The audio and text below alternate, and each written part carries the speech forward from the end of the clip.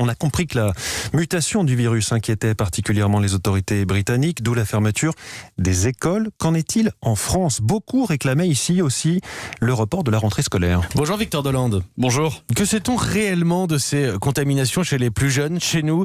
Est-ce qu'ils prennent un risque en allant en classe? Alors il y a d'abord une certitude, les enfants sont beaucoup plus souvent asymptomatiques, près de 2 fois plus que les adultes. Mais s'ils n'ont pas de symptômes, ça ne veut pas pour autant dire qu'ils ne sont pas contagieux. La contamination chez l'enfant a probablement été sous-estimée dès le départ de cette pandémie. Antoine Flao, directeur de l'Institut de santé globale de l'Université de Genève. Pour la première vague, on ne testait que des gens qui étaient assez symptomatiques, donc les enfants n'étaient pas testés.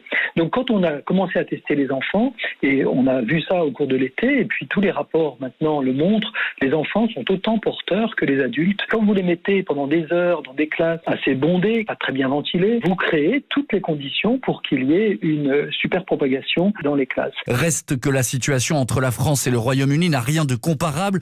Avec près de 60 000 contaminations par jour, les Anglais connaissent une situation épidémique 3 fois plus compliquée que la nôtre. Et puis, on a bien vu les ravages du confinement sur les enfants en matière de décrochage scolaire, ce qui pousse de nombreux épidémiologistes à plaider pour une solution alternative si les contaminations explosaient dans les prochaines semaines.